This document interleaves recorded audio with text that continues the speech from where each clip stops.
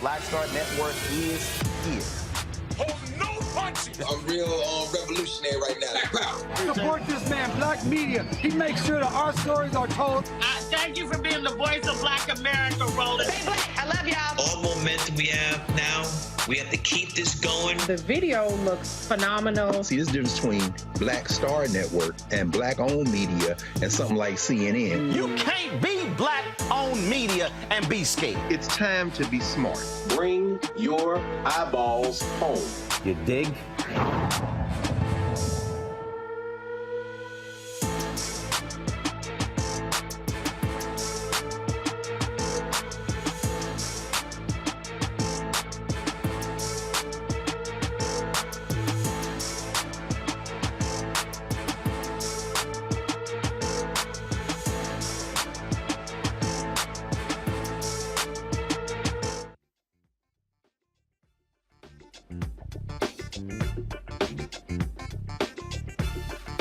Today is Friday, January 13th, 2023. Coming up on Roland Martin Unfiltered, streaming live on the Black Star Network. We're 2 weeks into the new year. The LAPD has seen 3 police-related deaths so far this year. A retired LAPD sergeant will join us to talk about the history of the LAPD and what can be done to change this department. We have an update on the Houston Independent School District School Board. They voted not to terminate Jack Yates High School Principal Tiffany Guillory. I'll tell you exactly what happened during last night's 4-hour meeting. Student homelessness in the country has been a consistent issue over the past several years. We will speak with the executive director of the nonprofit PushExcel, which is launching an aggressive nationwide initiative to improve the lives of students impacted by COVID. Also, we continue our New You in 2023 with Rodney Lennon. He lost 130 pounds, and he makes it clear, if you want to lose lots of pounds, you got to lift lots of weights. Folks, it's time to bring the funk on Roland Martin Unfiltered on the Black Star Network. Let's go. He's got it. Whatever the mess, he's on it. Whatever it is, he's got the scoop, the fact, the find. And when it breaks, he's right on time, and it's rolling. Best believe he's knowing. Putting it down from sports to news to politics. With entertainment just for kicks, he's rolling. It's on Go Roll, y'all. It's Roland Martin, yeah. Rolling with Roland now.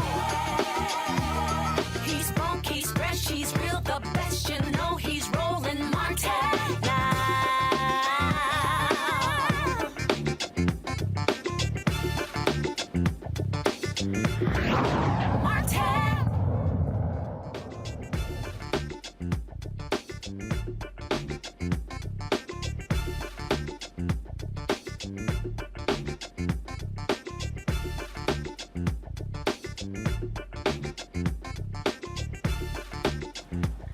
With the history of racism and police brutality in the Los Angeles Police Department, this year is starting with an alarming trend. 3 people have been killed in 2 days. Takar Smith was killed on January 2nd. Oscar Sanchez and English teacher Keenan Anderson both died on January 3rd. LAPD officers fatally shot Takar Smith, who they allege had a knife. Oscar Sanchez was killed because they say he was threatening them with a metal rod. And of course, Keenan Anderson was tased to death. Chief of LAPD, Michael Moore, made this statement following the uptick in police-related deaths. He said, "These cluster of events, while miles apart, deeply concern me. My commitment to the families is not just the condolences, though. It's my commitment to ensuring the greatest transparency as possible, as much as the law allows, to include the details of the investigation, as well as the findings and my recommendations, eventually regarding the actions of our people." Karon, the new mayor of Los Angeles, is also raising her concern with this statement. "We must reduce the use of force overall, and I have absolutely no tolerance for excessive force. We must also lead our city forward, finally, on the mental health crisis that has been allowed to grow, fester, and cause so much harm to individual Angelenos, their families, and our communities." Now, all 3 deaths are under investigation. Joining us right now is retired LAPD Sergeant Cheryl Dorsey. Glad to have you back on Roland Martin Unfiltered. So when you look at that statement from the police chief, but you look at 3 folks already being killed. How do you square that? Well, let me say this. Our police chief is savvy. He's used to doing these kind of interviews in front of a bank of cameras. And understand this. He is nearing the end of his first term. He serves at the pleasure of this newly elected mayor, a black woman. He wants a second term. And so while he's saying all the right things publicly, at the end of the day, the buck stops with him. He will adjudicate all 3 of these uses of force. And he will determine what, if any, action will be taken. It could be something as simple as officers being retrained with regards to the use of the taser and deadly force, up to days off without pay, and ultimately termination. He has the final say with regards to all that, and we may never know because he said he'll do what and say what he can as the law permits. That particular point there about being, media savvy, he maybe wants to get reappointed by this mayor, and by saying that, well, this deeply concerns me, but again, when you look at her statement, the problem that I keep saying as well is you have to do something when you keep having these mental health crises and you have officers who are responding and they end up killing somebody.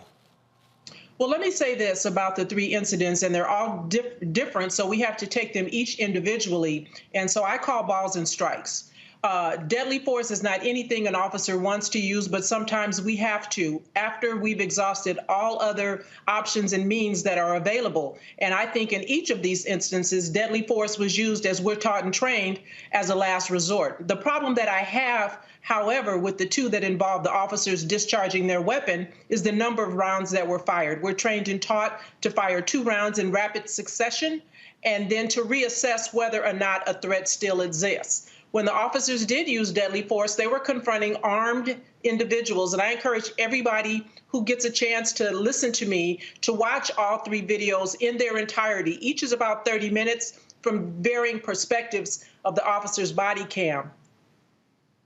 What are your thoughts about the young man, the English teacher, who happened to be the cousin of Patrisse Cullors, the co-founder of Black Lives Matter? There are some who said, well, look, he caused the accident, he was on cocaine, and frankly, he committed suicide by police. Well, listen, he was under the influence of cocaine and marijuana, according to reports. He was involved in a traffic accident and was acting very bizarre. Again, that video, too, is available to be viewed. He was running in and out of traffic while he was coherent enough to say they're trying to George Floyd me. He was also saying, I've been accused of killing CeeLo. They're planting drugs in my car. And so I don't know what actually was going on with this young man.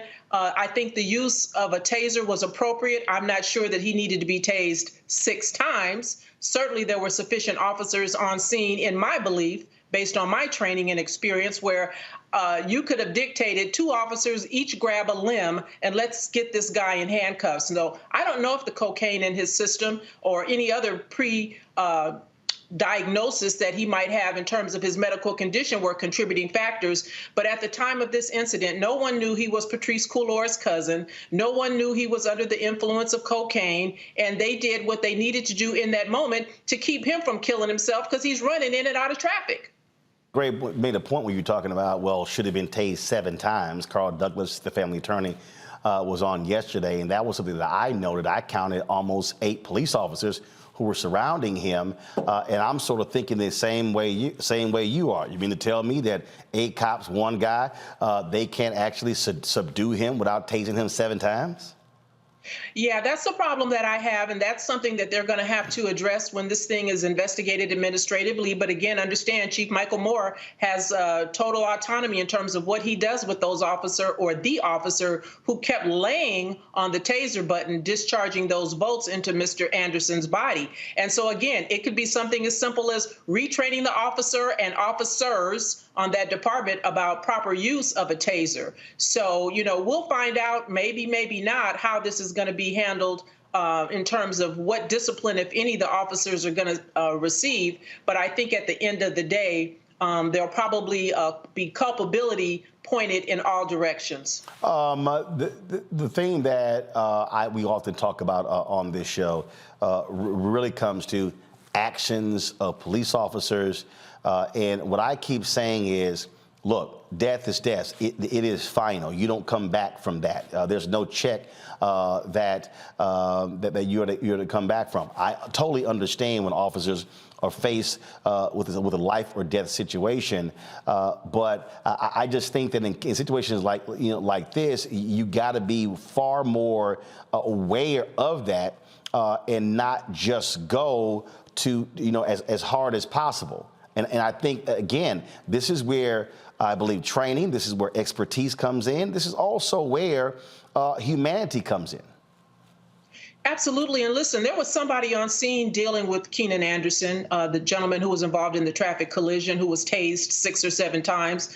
Certainly somebody in that group of 8 officers that I counted could have said just what I'm telling you now. Hey, I need 2 people on his arm. I need 2 on his legs. And let's get this guy into custody. Tasing is appropriate, but the number of times that he was tased is problematic for me. And so the officer is going to have to explain why he thought it was necessary, because at some point, then it begins to look like punishment for not complying as opposed to trying to get someone into custody for their own well-being. All right, then. Well, again, we'll see exactly what happens with these investigations. Cheryl Dorsey, always a pleasure to have you on the show. Thank you so much for having me. All right, folks, we come back. I'll talk about this with my panel. We'll also talk about some additional news, including what took place in Houston with the reinstatement of Jack Yates principal Tiffany Guillory. And we'll talk about, again, why it's important for people, community, to come out and express their concerns and to show that they care about these matters. Folks, don't forget, download the Black Star Network app, Apple phone, Android phone, Apple TV, Android TV, Roku, Amazon Fire TV, Xbox One, Samsung Smart TV.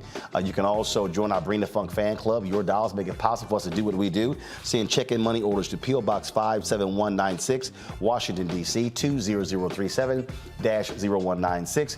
Cash App is $RM Unfiltered. PayPal is R Martin Unfiltered. Venmo is RM Unfiltered. Zelle is Roland at RolandSMartin.com. Roland at RolandMartinUnfiltered.com. And be sure to get a copy of my book, White Fear, How the Browning of America is Making White Folks Lose Their Minds. That, of course, is available at bookstores everywhere. And also, I want folks to remember, if you're in St. Louis, we're going to kick off our White Fear tour with a book signing in St. Louis. We're going to be, of course, with the St. Louis Urban League taking place January 21st on at 3 p.m. And so I'll be with a Q&A with Tef Poe, as well as Michael McMillan. Look forward to that, folks. We'll be right back. Hatred on the streets, a horrific scene, a white nationalist rally that descended into deadly violence. White people are losing their damn minds. As an angry pro-Trump mob storms the U.S. Capitol, we've seen We're about to see the rise of what I call white minority resistance. We have seen white folks in this country who simply cannot tolerate black folks voting. I think what we're seeing is the inevitable result of violent denial. This is part of American history. Every time that people of color have made progress, whether real or symbolic, there has been what Carol Anderson at Emory University calls white rage as a backlash. This is the rise of the Proud Boys and the Boogaloo Boys. America, there's going to be more of this. Here's all the Proud Boys, guys. This country is getting increasingly racist in its behaviors and its attitudes because of the fear of white people. The fear that they're taking our jobs, they're taking our resources, they're taking our women. This is white fear.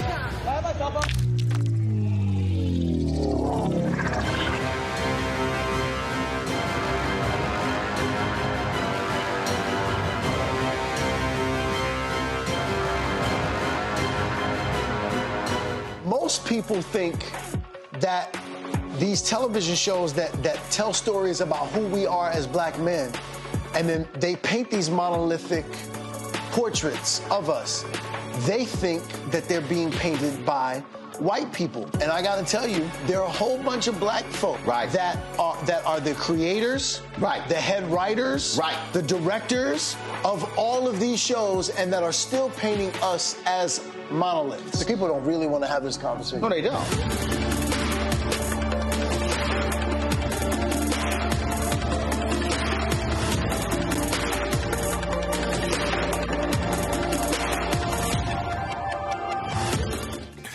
I'm BB Winans. Hey, I'm Donnie Simpson. What's up? I'm Lance Gross, and you're watching Roland Martin Unfiltered.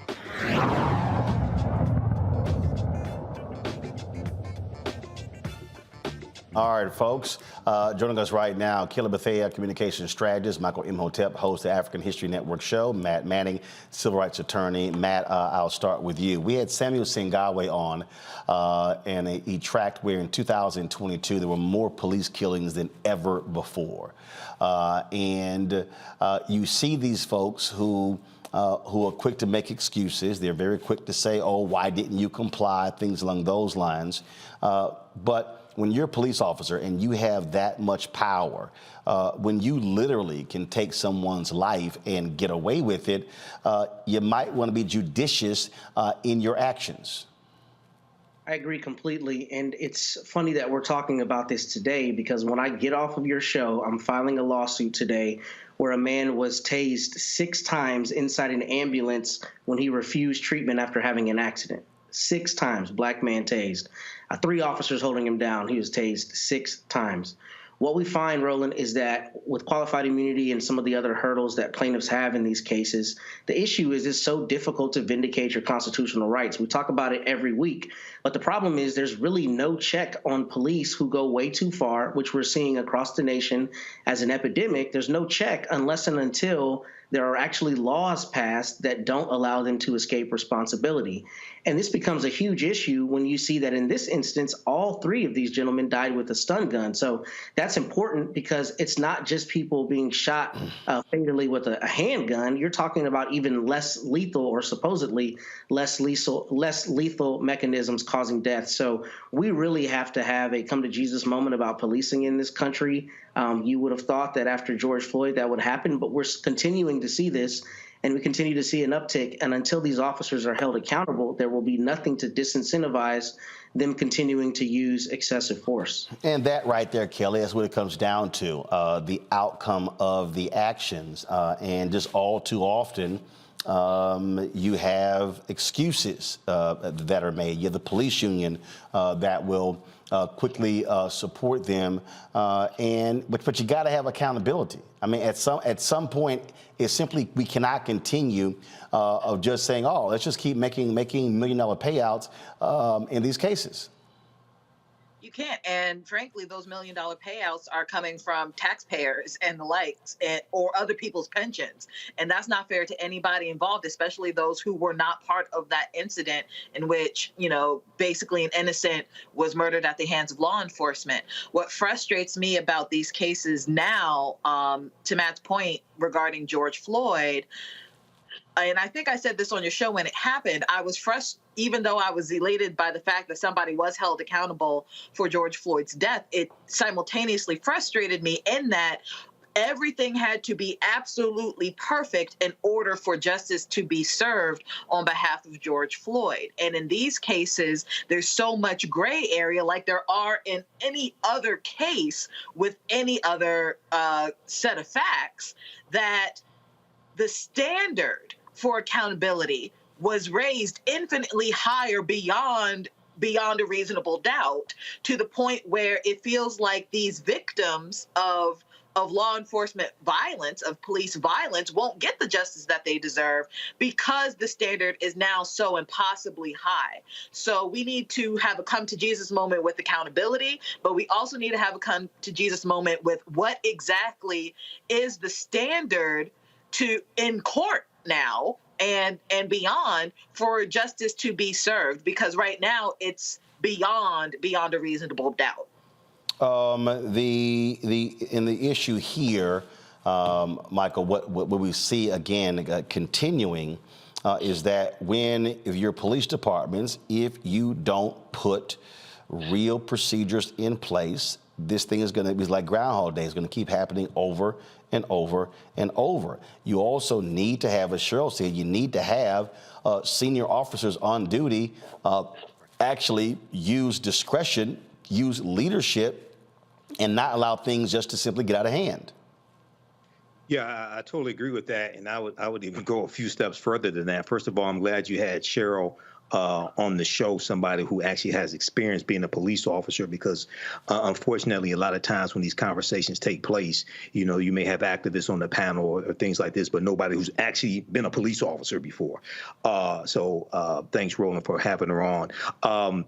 Yes, you have to have accountability. Yes, you have to have policies in place, but to even go a few steps beyond that, you have to have officers who want to abide by the policies, number one, and you have to have those in leadership, sergeants, lieutenants, captains, police chiefs, et cetera, who will hold people accountable to the policies. And some of the coverage surrounding after the death of George Floyd and the Black Lives Matter protests and things like this, and various policies put in place in different cities, I heard people, whether it's activists or even police officers, many times say, we've had different new policies put in place, but they also have to be enforced. So that's the other thing. And one of the things that didn't come up in the conversation here, and I know you're limited on time, is that also we have to put out a clarion call when there are police departments around the country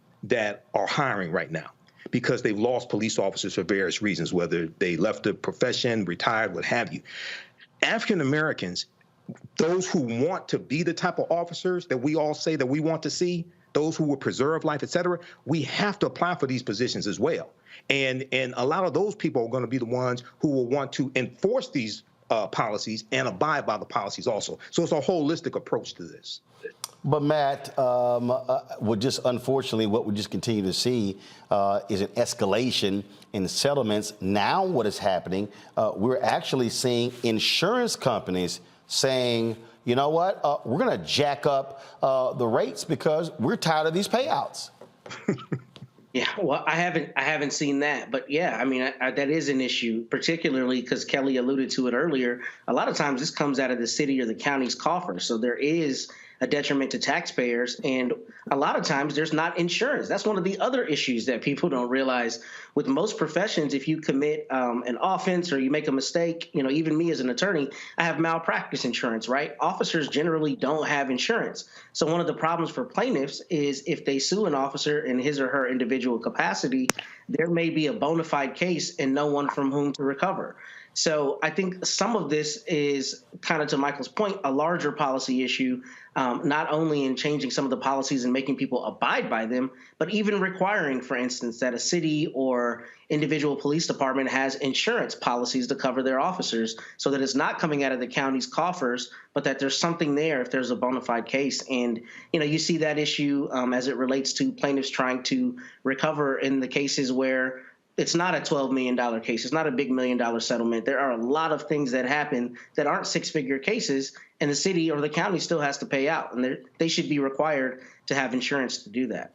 That right there, Kelly, really, I think is something that is critical. When we talk about these payouts, we talk about how these cities are responding to that. I guess, as I said, we're seeing folks say, we're tired of this. Was also interesting, and I just get a kick out of these law and order people who also are so-called fiscal conservatives who are real quiet with the hundreds of millions and billions of dollars in taxpayer funds that are being paid out. Those fiscal conservatives are conservative with their own taxes, so they're probably not even in the pot. So that's probably why you're not even hearing from them. It's kind of like those who live in glass houses need to shush. But you're right. The issue of taxpayers carrying the burden of these families' recovery funds, like it's going to get ridiculous if it's not ridiculous already. And I worry, especially in these major metropolitan cities where you're seeing, I don't want to say an uptick, but certainly the spotlight is on them when it comes to law enforcement violence. I worry about who's really going to be footing that bill because, rent's high, everything's high. Taxes are going up and eggs are expensive. Like, who's really going to be footing this bill, and how is that going to affect the family's recoveries? Are they going to shrink the recovery amount? legislatively speaking? Are they going to increase taxes so they can pay them off? Is there going to be insurance involved? You don't know. At this moment, none of us know. But it is concerning the fact that everybody's bending over backwards regardless, without accountability being taken into account when it comes to these incidents. They continue and they continue and they continue. And unfortunately, you simply are not seeing the level of accountability. And really, Mike, we got about 30 seconds. The issue that jumps out the most is that in this country, the laws have been passed, and there are literally so many protections, and Matt knows this very well.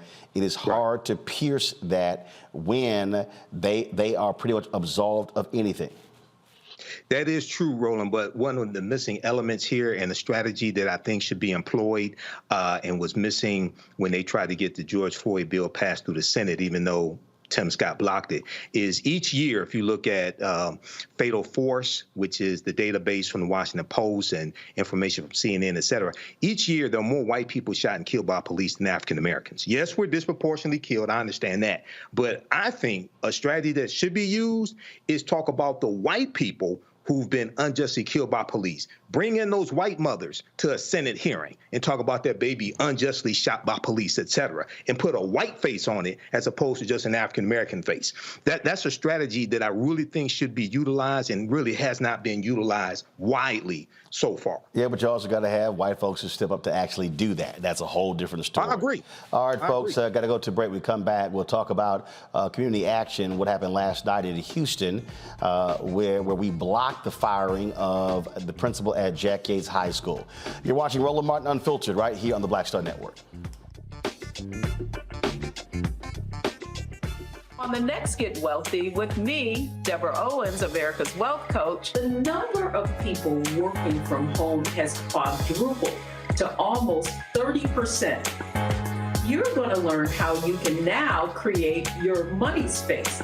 It can impact your mood, your mindset, and your ability to get wealthy. Interior designer Nikki Klug joins us to share exactly what you need to do to create a winning workspace. Make a space that is going to instantly put you in the mindset so that you can be more productive, so that you're organized, so that you're inspired, or you're really focusing in on the task at hand. That's right here on Get Wealthy, only on Black Star Network. Next on the Black Table with me, Greg Carr. Our legal roundtable is back in session as we look at yet another potential landmark case being considered by the United States Supreme Court.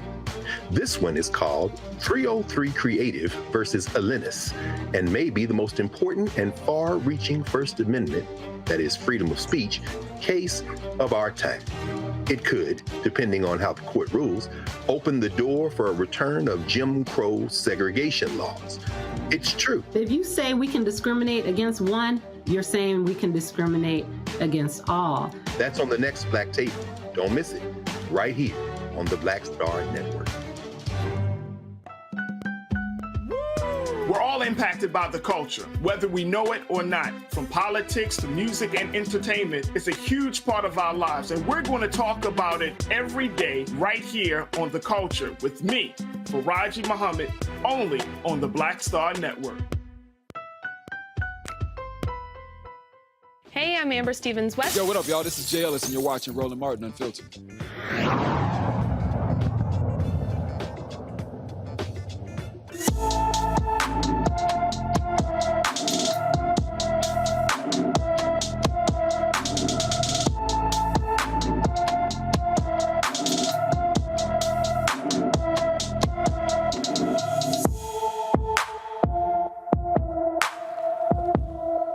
Darian Jones left his Dayton, Ohio home on December 28th, and he has not been seen since. The 16-year-old is 5 feet, 7 inches tall, weighs 130 pounds, with black hair and brown eyes. Anyone with information about Darian Jones should call the Dayton, Ohio Police Department at 937-333-2677, 937-333-2677. Folks, last night, after 4 hours of a school board meeting, the Houston Independent School District voted 6-3 not to fire Tiffany Guillory, the principal at Jack Yates High School. This was the vote. School principal, as discussed in closed session, and authorize the superintendent or his designee to provide notice of the same effective January 13th, 2023. Is there a second?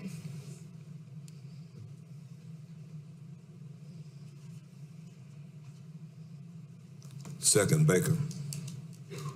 We have a motion by trustee Cruz and a second by trustee Baker. Please vote.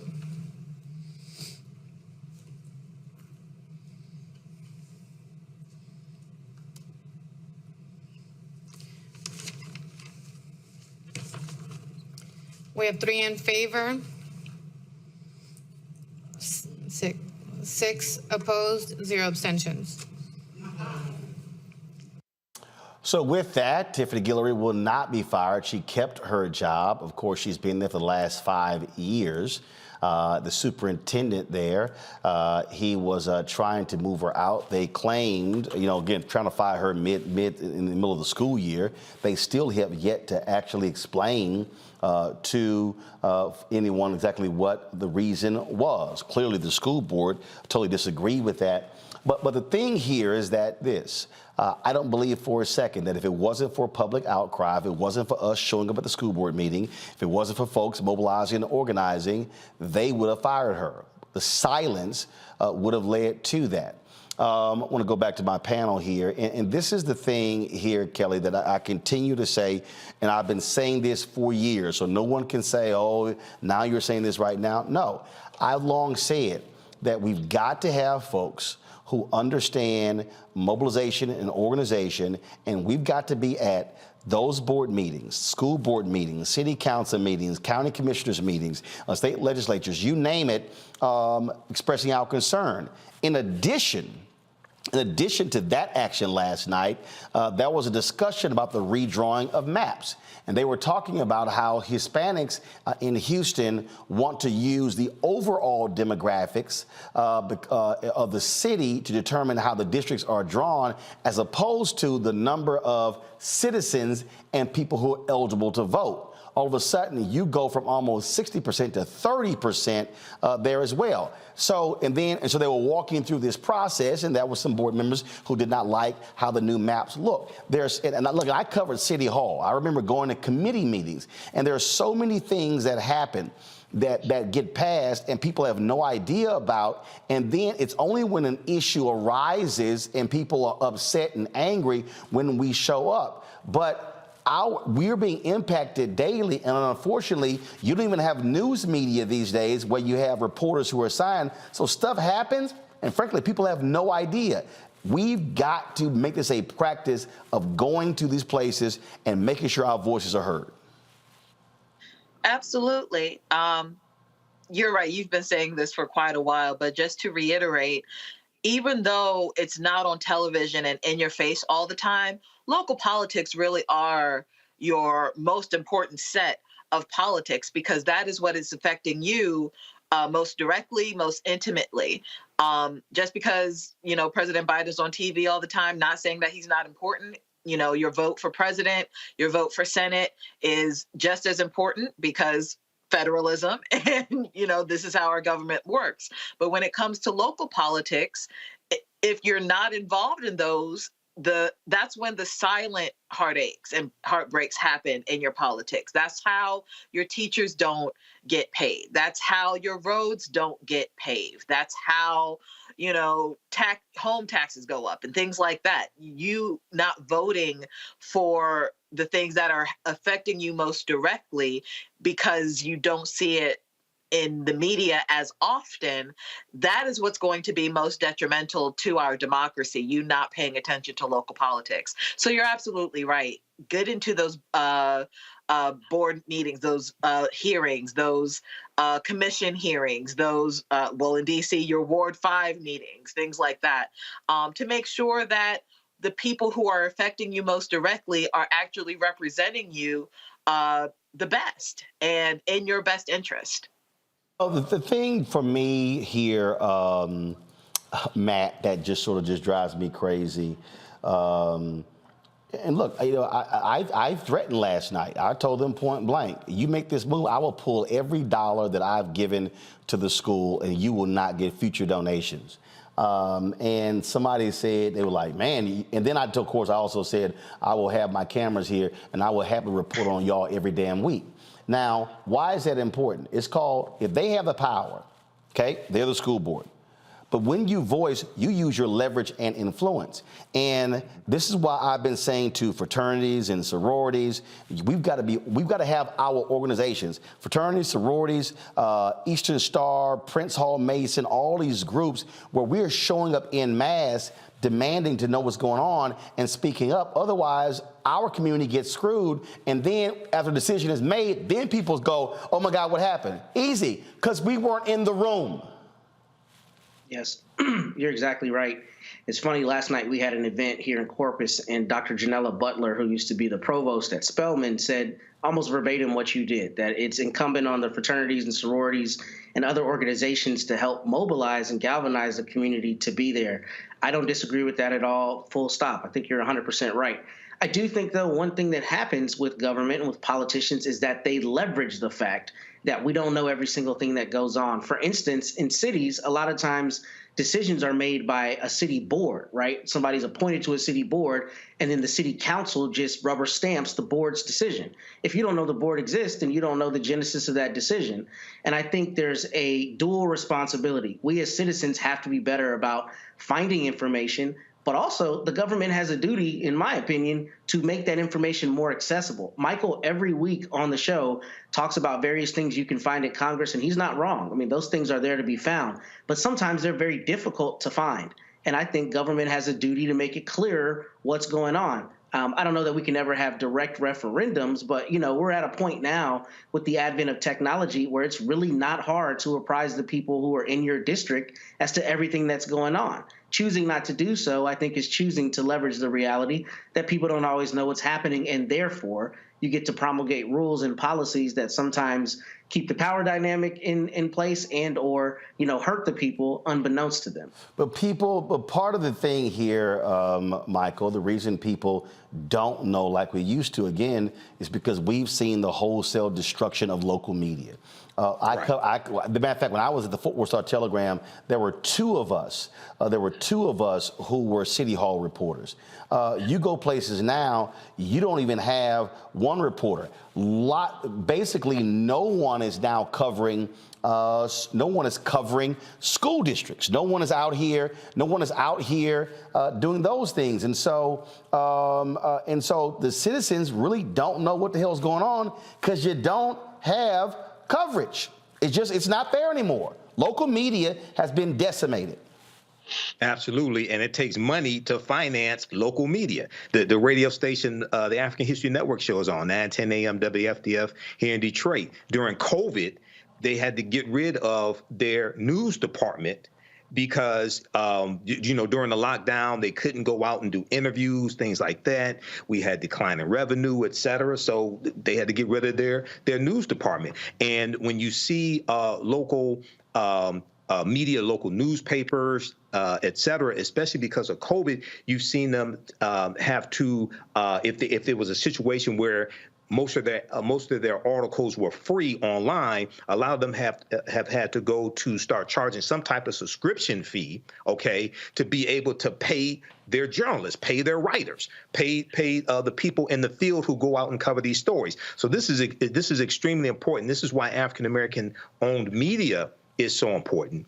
And what would happen at the vote for Tiffany Guillory, this is understanding politics beyond just voting.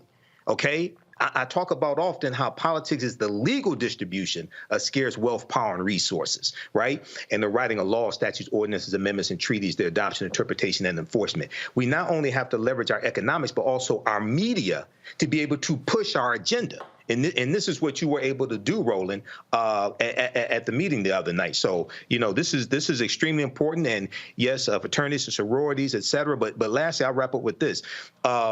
We have to, if we just look at the critical race theory push by the right wing, by conservatives. That did not happen by accident. That was financed. It's heavily financed by dark money. They were very organized, et cetera, right? Organizing parents to run for school board office, and then they're going to run for larger offices. We have to, on our side, we got to have a counter movement that does the same thing, okay? And that's something that's largely lacking nationwide, a counter movement to the anti-critical race theory movement. Yeah, but again, if it's not being financed, it's not going to happen. Yes. All right, folks, some good news finally. After 4 years of this show, we have been nominated for an NAACP Image Award, of course. And so here's the deal. It's now public. Go ahead and show it. So here are the nominees. Of course, our election night coverage, along with other specials from OWN and ABC as well. And so here's the deal.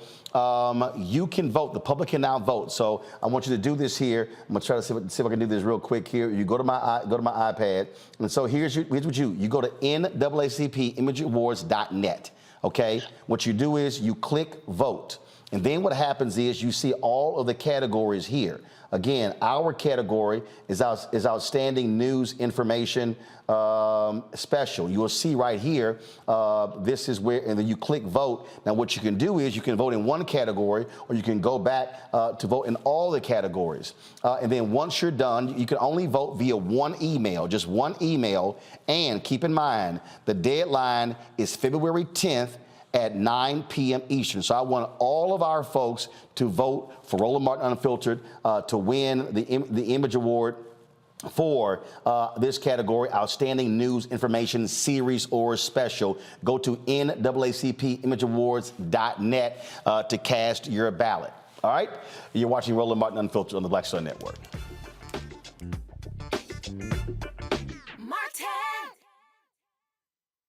I'm Deborah Owens, America's Wealth Coach, and my new show, Get Wealthy, focuses on the things that your financial advisor and bank isn't telling you, but you absolutely need to know. So watch Get Wealthy on the Black Star Network.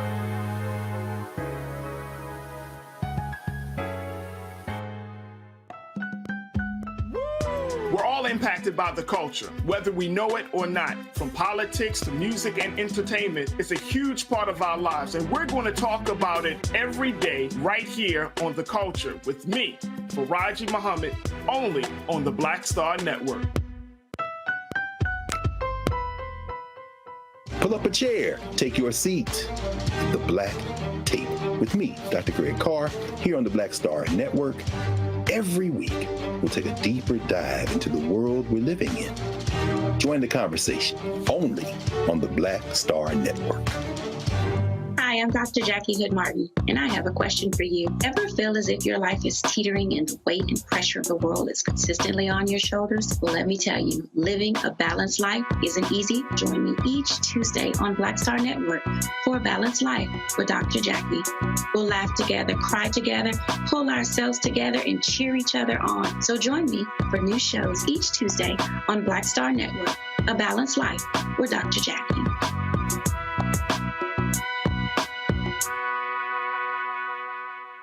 Hi, I'm Teresa Griffin. Hi, my name is LaToya Luckett, and you're watching Roland Martin Unfiltered.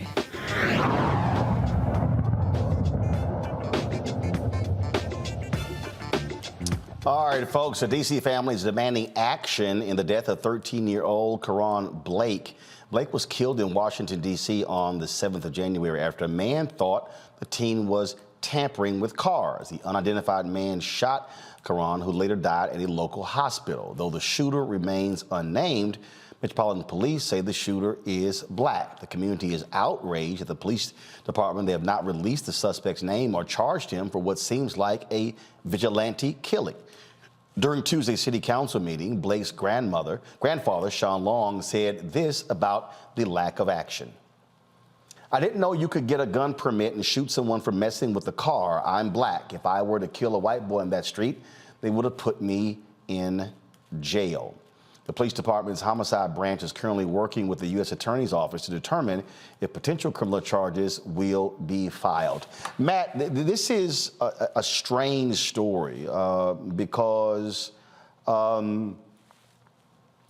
You're basing it just what on the testimony of this man saying, oh, he looked like he was tampering with cars, and he hasn't been arrested. This is people like, what the hell's going on?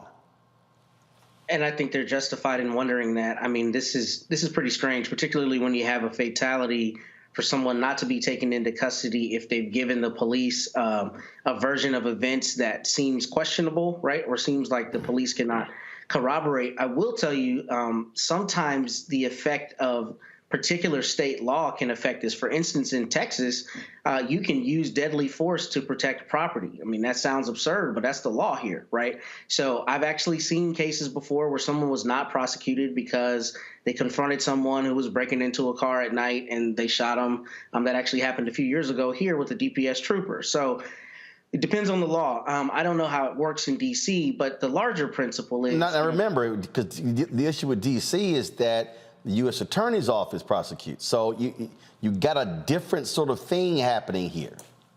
Right, but D.C. is obviously a federal district. There's federal law that applies, but D.C. has local laws that are prosecuted by a federal, the federal authorities, right? So the U.S. Attorney's Office there prosecutes local crimes. Every crime there is not a federal crime the same way it would be a federal court in Texas.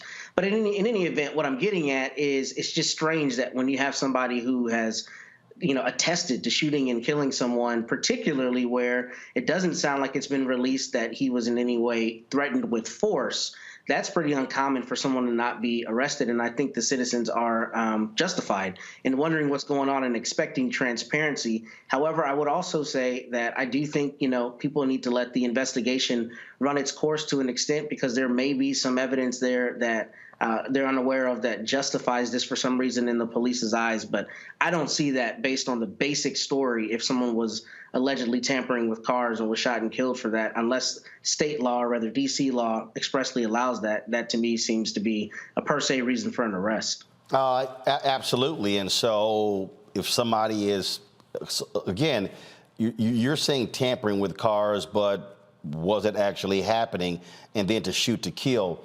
And so residents rightfully are outraged, Kelly. This actually really hits close to home. Quite literally, I live maybe 3 minutes away from where this occurred. So it is conflicting emotions in that I get the local news in DC, right? And there's been an uptick in crime regarding youth, carjacking, assaults, and the like. And then you have this uptick in gentrification where people who aren't necessarily from the DMV at all are moving into areas that were and still are predominantly Black, and taking that gentrification culture into these Black spaces. So how do you reconcile that? You need to hold the person accountable who shot this young boy, because that's who he is. I hear a lot of young man and this, that, and like, he's 13. He's a child. He's a young boy. And he died virtually for no reason, because no one should be dying over a car, period. I don't care who you are. But also, like your lower third says, word on the street is that the alleged assailant is a DC government employee, one who is not necessarily an entry level or associate employee. So that the politics involved here are dicey, and it casts a huge cloud over this case, in that had it been anybody else, this person who allegedly killed this boy would be in jail right now. And the fact that that has not happened is putting a huge taint on this newly elected incumbent mayor. So, again, a lot of things need to be reconciled with this case, but at the end of the day, a boy is dead off of something that, frankly, we have no proof that he did, because he was killed before he was even remotely held accountable for what he allegedly did. So my heart goes out to the family of Karon Blake. My heart goes out to the community of Karon Blake, the community that has surrounded him with love for the 13 years of his life that is no more because somebody decided to kill him over a car. And what we're dealing with a lot of people who are upset, Michael, people who are angry with crime in different places around the country. But to Kelly's point, it's when you have somebody's dead and you kill someone over a car. But as Michael said, as Matt said, depending upon what the state law is, it's also allowed. Right. Yeah, because when we were first talking about state law, Texas first came to mind because there was I heard a case a few years ago where, as long as my understanding, if the car is on your property, you can use lethal force. Yes. To somebody's trying to break into your car. Yes. It doesn't matter if they're trying to get the moment they set foot on your property. Yes, you can use lethal force. Yes. Yes. In this case here, I read the piece from CBS News. There's still details that are missing. What prompted the person who shot and killed Karon Blake? How did things escalate to the actual shooter? And he is African American, by the way. Okay, I think it was stated here he is African American. The person who shot him. So there are a lot of details that are missing. Now, from my experience, and especially here in the city of Detroit, if you have a situation where you have a shooting like this, usually the name of the person who did the shooting is withheld until charges are filed, generally speaking, from my experience with this. But hopefully all the facts come out. And if this person is guilty, if this was an unjust killing, then absolutely they should go to prison. If it's a situation where it was, I'm not saying it is self-defense, but I'm saying if evidence comes out and it was self-defense, okay, that's something different. But hopefully all of the facts will come out here so we know exactly what happened. And then, you follow the facts and hopefully justice will prevail. All right, folks, the New York jury has ordered two Trump organization companies to pay $1.6 million in fines. That's the maximum they could have been hit with. The Trump Corporation and Trump Payroll Corporation were ordered to pay the maximum allowed by law because of the 15-year tax fraud scheme orchestrated by the Trump Organization executives. Trump Organization was convicted of 17 counts of tax fraud and other crimes in December. Executives doctored the company's books to avoid paying taxes on lavish perks from Manhattan apartments, luxury cars, and private school tuition. Prosecutors did not indict Donald Trump, but his longtime executive is sitting in Rikers prison right now. The wife of an Iowa Republican was arrested for 2020 voter fraud charges. Kim Fong Taylor, the wife of Republican politician Jeremy Taylor, who ran for Congress in 2020, was arrested and accused of 3 counts of fraudulent registration and 23 counts of fraudulent voting. The 11-page indictment alleges Taylor visited numerous households within the Vietnamese community in Woodbury County, where she collected absentee ballots for people who were not present at the time and filled them out and cast those ballots herself. Taylor is also accused of signing voter registration forms on behalf of residents who were not present. She's facing a maximum of 5 years in prison. Knows how quiet a lot of these Republicans are? Okay, folks, the Chicago Bears, they have a new team president and CEO. He is Kevin Warren. He will replace Ted Phillips, who is retiring after 40 seasons with the Chicago Bears. Warren brings a wealth of experience as he's worked with the St. Louis Rams, Detroit Lions, and Minnesota Vikings. In 2020, he became the commissioner of the Big Ten. Given the Bears' history of racism, owner George Halas played a central role in the league-wide 6-year black player ban. Now, Warren's hire will bring a level of diversity not seen in the Bears' leadership, as he will oversee general manager Ryan Poles and the business operations. The NFL is still struggling with diversity in leadership, with just 4 teams in 2020 having a black president and 1 black head coach remaining in the NFL. And folks, Major League Baseball is mourning the death of former Philadelphia Phillies outfielder Lee Tinsley. Tinsley entered the major leagues in 1983 and the Seattle Mariners, had 2 stints with the team, wrapped around 2 stops with the Boston Red Sox, and stayed with the Philadelphia Phillies in 1996. After hanging up his hat as a player, he went into coaching. He coached for the Arizona Diamondbacks, Los Angeles Angels, Chicago Cubs, Cincinnati Reds, and the Mariners. Lee Tinsley passed away at the age of 53 years old. Folks, one of the things that I did also want to mention as we've been talking about these various stories. Today is the last day of public comment for the FCC looking at the purchase of Tegna by Standard General. And of course, we had Sue Kim, who was the Korean American who leads Standard General, on our show. And I actually posted something on my Twitter account, and hopefully the FCC will see the interview that we did. Because I do believe that $8.4 billion acquisition could be quite beneficial to Black-owned media and Black content creators. I've long said that we've got to have more minority ownership, more Black ownership of media properties. What I've also said is you've got to have partnerships, whether they're joint ventures, whether you're talking about, of course, M&A, different ways of working together. And so if you missed the conversation, go to our YouTube channel, go to the Black Star Network app. You will see my interview with Sue Kim. There's been a lot of talk about he's not the right kind of minority. Somebody actually said that. But I can tell you right now, I've had conversations with him, and I'm really hopeful that if they move this forward, that you're going to see that, because we do need greater distribution. We absolutely need greater access.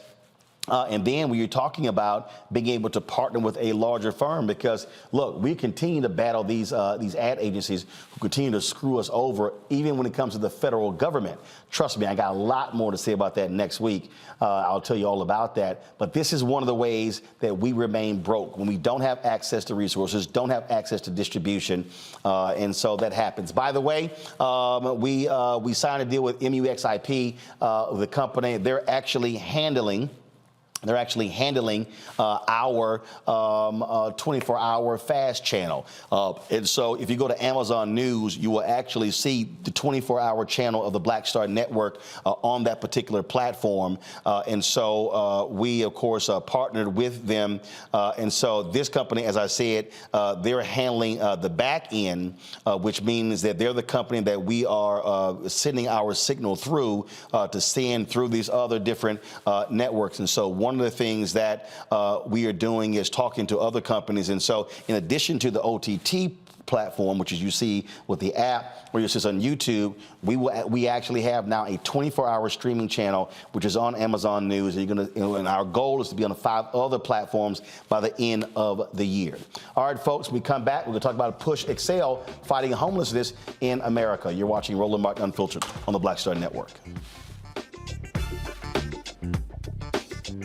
When you talk about blackness and what happens in Black culture, we're about covering these things that matter to us, speaking to our issues and concerns. This is a genuine people-powered movement. There's a lot of stuff that we're not getting. You get it, and you spread the word. We wish to plead our own cause.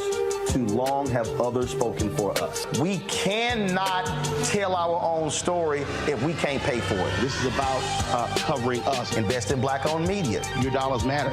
We don't have to keep asking them to cover our stuff. So please support us in what we do, folks. We want to hit 2,000 people, $50 this month, raise $100,000. We're behind $100,000, so we want to hit that. Y'all money makes this possible. Check some money orders. Go to P.O. Box 57196, Washington, D.C. 20037-0196. The Cash App is $RM Unfiltered. PayPal is R Martin Unfiltered. Venmo is RM Unfiltered. Zelle is Roland at RolandSMartin.com. On the next Get Wealthy with me, Deborah Owens, America's Wealth Coach, the number of people working from home has quadrupled to almost 30%. you're going to learn how you can now create your money space. It can impact your mood, your mindset, and your ability to get wealthy. Interior designer Nikki Klug joins us to share exactly what you need to do to create a winning workspace. Make a space that is going to instantly put you in the mindset so that you can be more productive, so that you're organized, so that you're inspired, or you're really focusing in on the task at hand. That's right here on Get Wealthy, only on Black Star Network. Hey, I'm Arnez J. Black TV does matter, dang it.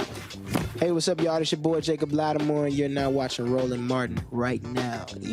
Stay woke.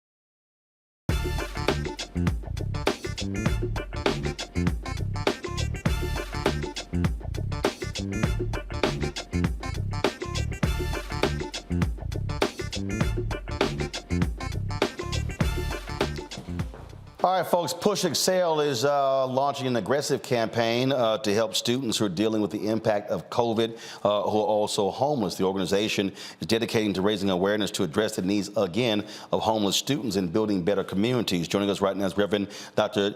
Jeanette Wilson. She is the PushExcel's Executive Director. Glad to see you, Jeanette. So tell us about this initiative. First of all, how extensive is the problem? The problem is widespread all across America, both in urban and rural communities. We have discovered that there's a large homeless student population that we just kind of ignore. And I think in 2 years ago, they decided to require the superintendents and principals to document homeless students in public schools. I talked to a school here in Chicago. 20% of the students are homeless. How can we expect them to learn? How can we expect them to do homework when they have no home? They are unhoused. That's the latest term. Also, you have students who are in college who are homeless. So when we go to winter break, spring break, where do they go?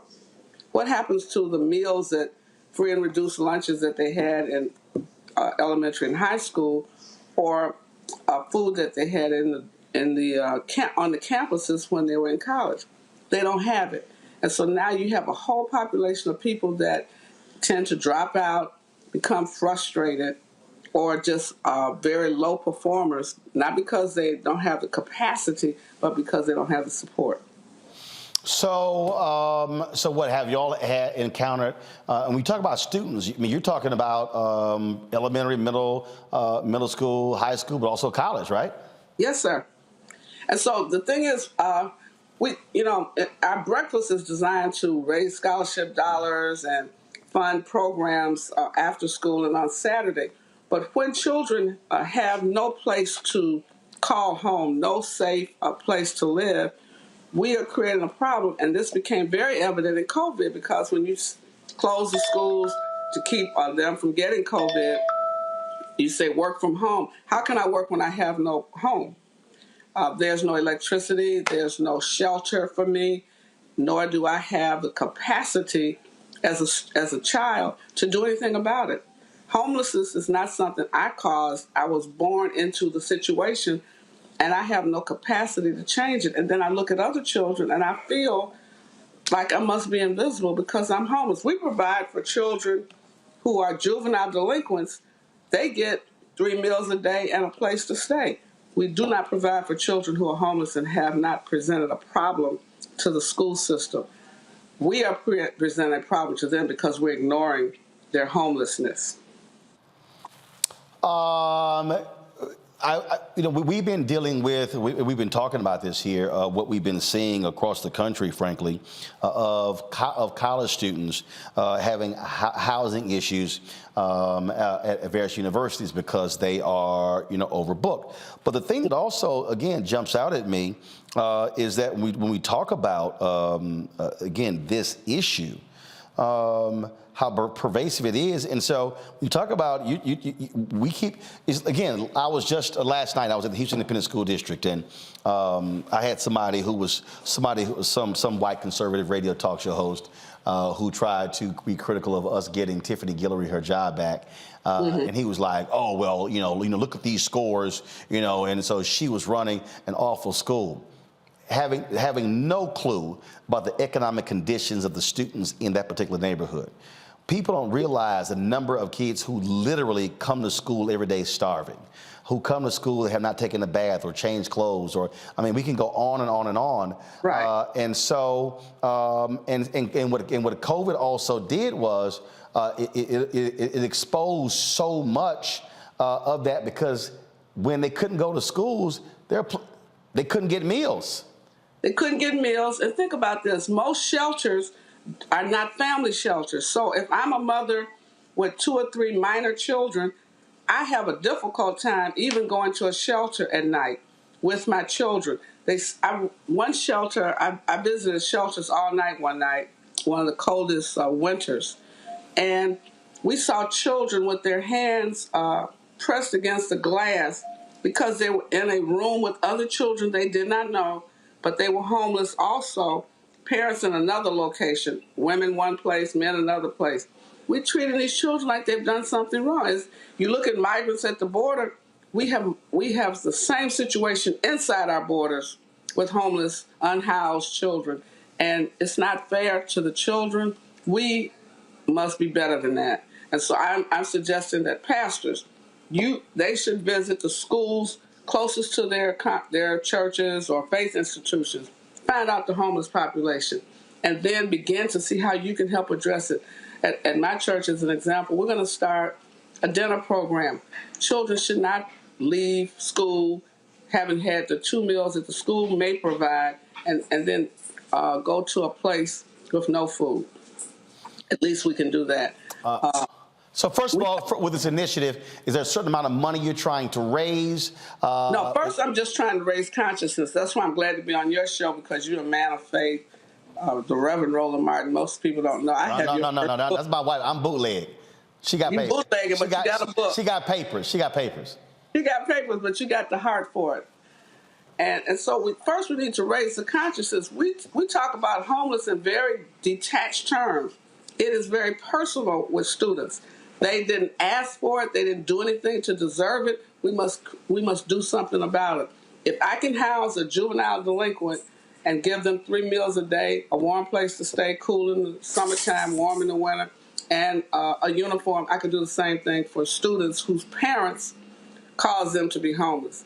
Similarly, colleges and universities must address the homeless student population. You can't just shut these dorms down, close the school down, say it's winter break, spring break. You go somewhere. Go where? And it's incumbent upon the corporate community. It's incumbent upon the school community, the cities. We have vacant buildings in our cities. Open them up, convert them to homeless condos for students.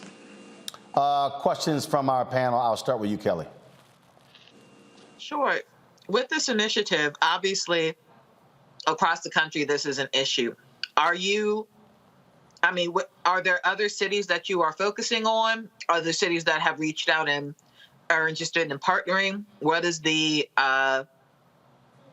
process with that? Well, I follow the Dr. King's model of nonviolence. First, we have to do some research to find out the homeless student population in in regions of the country on the East Coast, West Coast, which we know is just an alarming rate of homelessness, the North and the Midwest and the South. And then there is an act that says that schools are supposed to monitor and document the number of homeless students. I don't know that they're doing that. Every state, every city, every county. And then secondly, we must convene our elected officials. The heads of these county boards of elected officials, city council members, need to be looking at homelessness in their wards, their legislative districts, and then we must reallocate resources to provide for it. Next up, Michael. All right, Reverend Dr. Jeanette Wilson, thanks for coming on and sharing this information with us. And looking at some of your information on your website, Push for Excellence was co-founded by Reverend Jesse Jackson in 1975. And then also your, I think it's your chairperson is Judge Greg Mathis. Can you talk some about the history of PushExcel, why it was founded in 1975, and some of your, beyond the breakfast, some of your accomplishments over the years? Well, it was started by Reverend Jackson and a number of educators, Dr. Alma Martis, Dr. Mary Frances Berry, who was Civil Rights Commission for Education, Dr. Alvin Poussaint, noted psychiatrist, because it seemed that so many African-American students were not motivated to excel based on their class, based on segregation and other factors. Students just did not seem to be pushing for excellence. So Reverend Jackson used to visit high schools all across the country, and he would have the students say, I am somebody, I may be poor, blah, blah, blah, blah. And then he began to ask students, why aren't you getting A's, and why aren't you studying 3 nights a week? Why don't you turn off the television? And they just didn't have the motivation. There was no parent-teacher collaboration where parents expected their children to go to school and attend every day and to do well like most of our parents did. They didn't have teachers who felt that I don't care how poor you are, I don't care what your parents don't have, I expect you to do well in my class, and you can do well, and therefore I'm going to help you excel. All of us on this panel know our teachers. Got it. One great teacher, you remember her. I remember Miss Tatum, Miss Talley, English teacher. And she remembered me. I was speaking at a church. She introduced me several years after I graduated. I was just honored to know she remembered my name and everything about me. That's what teaching was. And so Reverend Jackson decided we have to get our young people to begin to see themselves, if my mind can conceive it, my heart can believe it, I can achieve it, giving them those motivational phrases. He partnered with... I got real quick, Jeanette, I got about 20 seconds before I go to break. If somebody wants to support PushExcel, where do they go? Go to pushexcel.org and make a contribution. You can text the word MLK23 to 41444. MLK23 to 41444. All right. I appreciate it. Thanks a bunch, and good luck with the breakfast on Monday. Thank you so much. Got to go to a break, folks. We'll be right back on Roland Martin Unfiltered on the Black Star Network.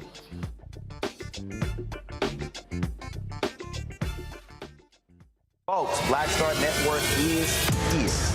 Oh, no punches! I'm real revolutionary right now. Support this man, Black Media. He makes sure that our stories are told. Thank you for being the voice of Black America, Roland. Stay black. I love y'all. All momentum we have now, we have to keep this going. The video looks phenomenal. See, there's a difference between Black Star Network and Black-owned media and something like CNN. You can't be Black-owned media and be scared. It's time to be smart. Bring your eyeballs home. You dig?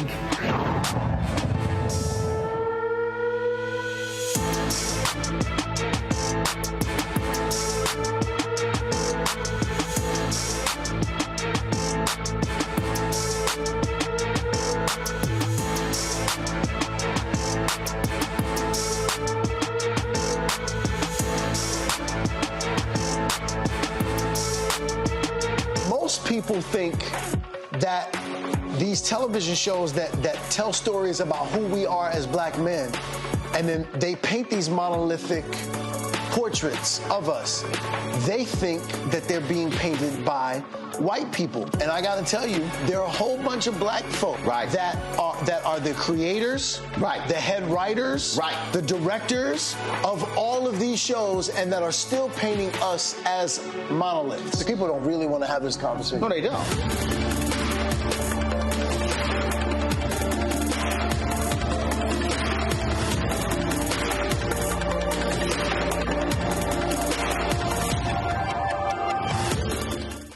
Hi, I'm BB Winans. Hey, I'm Donnie Simpson. What's up? I'm Lance Gross, and you're watching Roland Martin Unfiltered.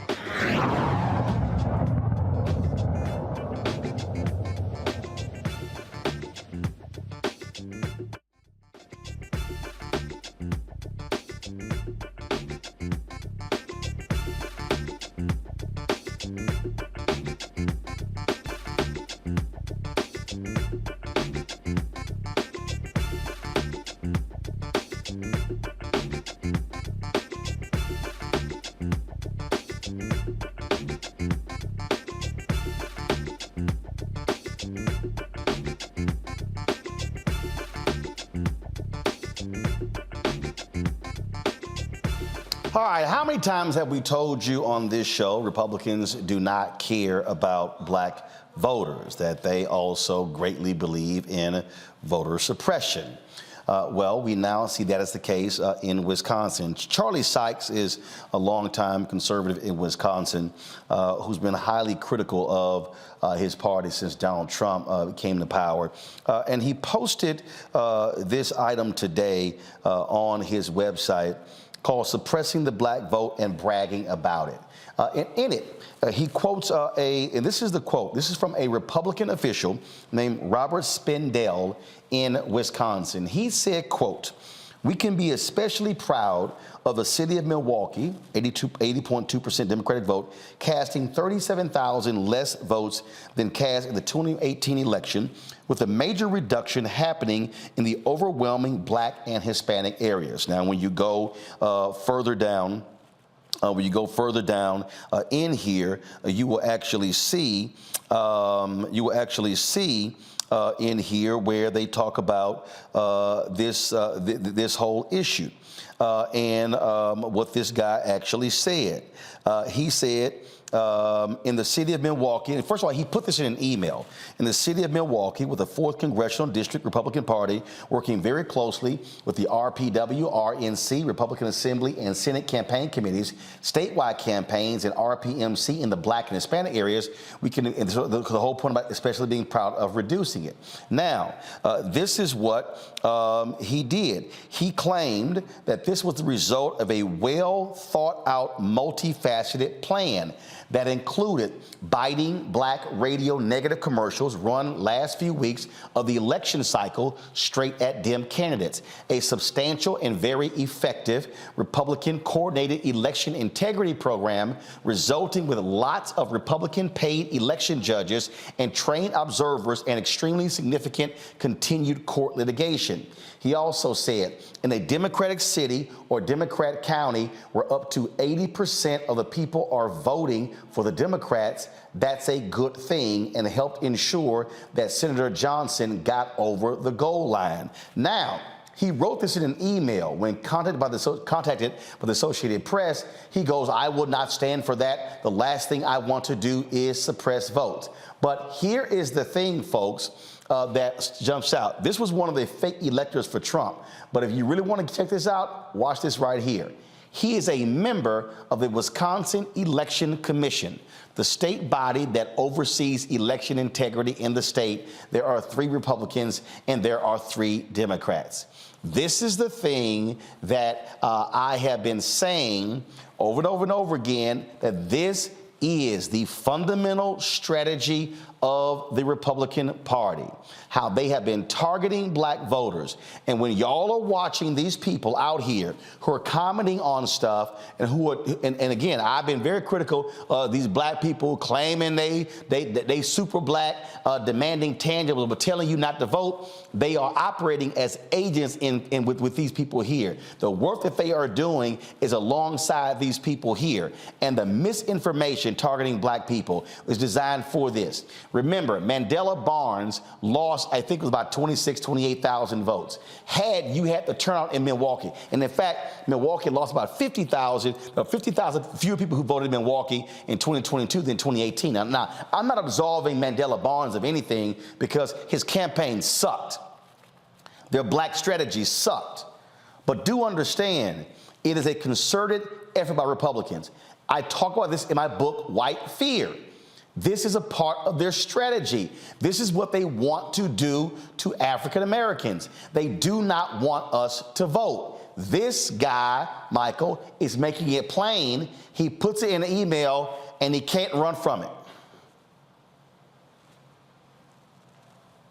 You're mute. Today. There you go. All right, go ahead. Go ahead. Yeah, I'm so glad you covered this story today, Roland, because I first found out about this today on Nicole Wallace's show on MSNBC, and she had Charlie Sykes on as well. This is a type of disinformation campaign, okay? And they bought ads targeting African Americans to depress the vote. This is one of the things that they did, okay? This is why we have to be so educated and knowledgeable about politics and understanding how this misinformation is fed to us to suppress our vote. If our vote didn't matter, why are people spending money to keep us from voting? And then you have the black social media pimps who don't understand politics, don't understand history, don't understand law, don't understand economics, who feed into this and spread this to our people to boost their social media platform. So we got two enemies. We got white supremacists like this guy, but we also have ignorant black people who put this mess out here as well. So this is why your show is so important. You know, Kelly, when we talk about these things, we talk about what they do and how they're doing this. This is not a one-off. This is happening all across the country in multiple states, and black folks need to understand they're doing it because they are scared to death of our potential power. Correct.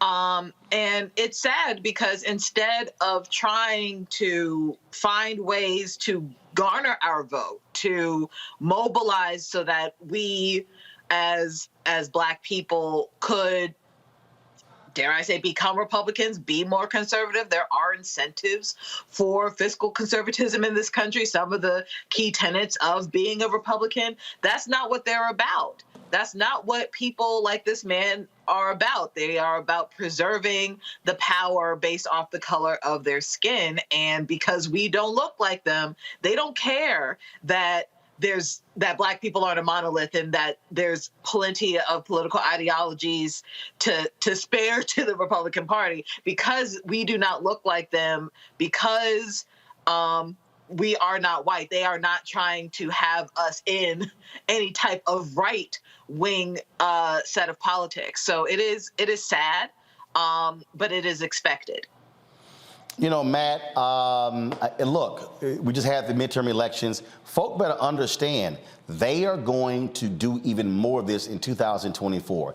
Black people need to be in position, need to be preparing for this and readying ourselves, because the last thing they want is to see Democrats control the Senate and the White House in 2024. That's exactly right. And we need to, as a people, recognize that we are under attack. It's not coincidental. We're under attack. And this is a perfect example because this is a brazen email where he had to call Cassidy, if you will, to try to back it up and say, no, I'm not, trying to diminish black votes. But you see it there written, clear what the strategy is. So we do need to be informed, and we need to be galvanized, and we need to expect chicanery to come down the road, because we know that's what Republicans are doing. They're playing for keeps. As we've seen with all the federal judges that have been put in, and as you talk about on the show, all of the local races. And that's the thing that's scary, is that this strategy extends to the local races, and those have a more measurable effect, like on your daily life, as Kelly mentioned earlier, about getting your roads paved and all the services that you may need. So people need to be alert, and you need to understand that this is a game that they're playing for keeps, and we have to counter that by being galvanized, but being at the polls. Indeed, and I can just, and I'm telling you, this thing it is major, and when people act like, this really ain't that big of a deal, it is. Senator Ron Johnson now is going to be there for the next 6 years. Yes. And the reality is, had Mandela Barnes won, Democrats would have a 52-48 majority in the United States Senate and would be there for a full 6-year term. And folks, understand, as we move forward to 2023 and 24, you're going to see a shrinking white population in America, and you're going to see an increasing black and brown population in America. I purposely walk this through my book. There's a reason why I call it white fear, how the browning of America is making white folks lose their minds. The Republican Party today, folks, is essentially a white party. That is who they are focused on. Oh, yeah, you could do the window dressing. You could talk about, there are 5 black Republicans who are now in the House, and you've got Senator Tim Scott in the Senate, but that doesn't matter. They are showing us who they are, and they absolutely want to dilute black power. You look at now how they're trying to redefine who is black to keep a second black congressional seat out of Alabama. You see they're blocking the second black congressional district in Louisiana. They do not want to see 60-plus members of the Congressional Black Caucus. That is the last thing they want to see. And so we had better stop playing games, and we had better understand that we can ill afford as black people to be voting at 30, 35, 40% of our numbers. Those numbers must be at 65, 70, 75, 80 to counter the things that they are doing. That's why, don't forget, folks, to get a copy of my book, White Fear, How the Browning of America is Making White Folks Lose Their Minds. You can get that book, again, numerous bookstores. You can download your copy from Audible as well. And then, of course, so next Saturday, January 21st, my White Fear tour, we're going to be in St. Louis. I'm partnering with the St. Louis Urban League and also my man, rapper and activist Tef Poe. We're going to do an in conversation with him and Michael McMillan, taking place at the Urban League's offices, 1408 North Kings Highway, St. Louis, Missouri 63113. And so it's free and open to the public. We do want you to RSVP if you're in the St. Louis area. So send us an email to info@RolandSMartin.com, info@RolandSMartin.com. I will be in St. Louis again next Saturday, January 21st at 3 p.m. Free, open to the public. We'll do the book signing afterwards, and in conversation discussing White Fear with Michael McMillan and Tef Poe in St. Louis. And of course, we're planning events in Los Angeles, in Dallas, in Houston, other places as well. So we're really looking forward to making this happen. Hey, if you're watching on YouTube, I want you to hit the like button, y'all. We should be over 1,000 likes, all right? Same thing. Are you on Facebook? Hit the share button. If you're sitting here, any of these platforms, we want you to share the information with us. Let people know that we're on and what we're doing, because again, ain't no other show out here doing what we're doing, giving this kind of information. While they focusing on entertainment and what the hell Kanye is doing, we're actually talking about the issues that matter to black folks. We also want you to support us in what we do, of course, by downloading our app, joining our Bring the Funk fan club. Got to go to a break. We'll be right back here on Roland Martin Unfiltered, right here on the Black Star Network.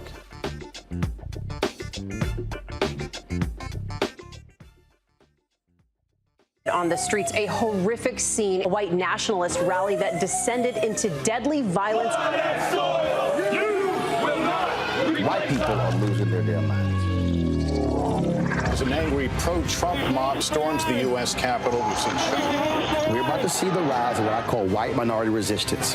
We have seen white folks in this country who simply cannot tolerate black folks voting. I think what we're seeing is the inevitable result of violent denial. This is part of American history. Every time that people of color have made progress, whether real or symbolic, there has been what Carol Anderson at Emory University calls white rage as a backlash. This is the rise of the Proud Boys and the Boogaloo Boys. America, there's going to be more of this. Here's all the Proud Boys, guys. This country is getting increasingly racist in its behaviors and its attitudes because of the fear of white people. The fear that they're taking our jobs, they're taking our resources, they're taking our women. This is white fear.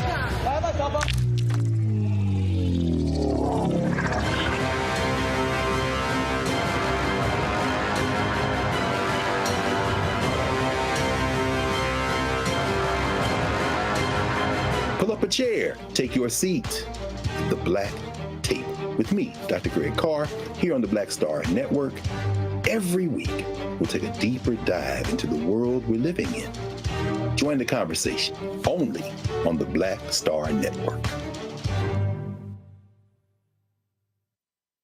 Hello, everyone. It's Kiara Sheard. Hey, I'm Taj. I'm Coco. And I'm Lily. And we're SWV. What's up, y'all? It's Ryan Destiny, and you're watching Roland Martin Unfiltered.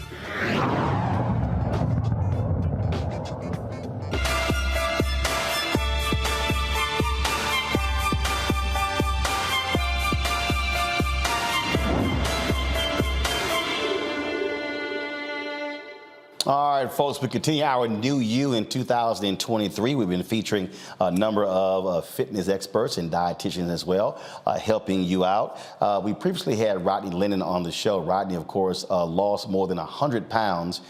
You look at his Instagram page and Twitter page, he often is talking about really encouraging men and fathers to lose weight and to stop making excuses in doing so. And one of the things that he talks about a lot is that if you're trying to lose a large amount of weight, and that is large amount of weight, which is anywhere from 40 to 100 pounds, you really are going to have to be lifting weights to do so. And so he joins us now from Atlanta. Rodney, glad to have you. And so Rodney, when you talk about that, and I've seen a lot of your videos, you're not saying, hey, don't do cardio. I see these other commercials that are running on YouTube and others where they're like, oh, you're wasting your time on the treadmill. Because I've seen you where you say, no, I get my cardio in, but you're emphasizing that. And we had Cheryl Grant on the other day, as well as Funk Roberts, and they both said, as you get older, you have to utilize the weights in terms of building muscle mass. Yep. Because again, Roland, as you age, the first thing that's going to go is your strength. So especially as fathers, you got a wife at home, you got kids at home, you got a career to focus on.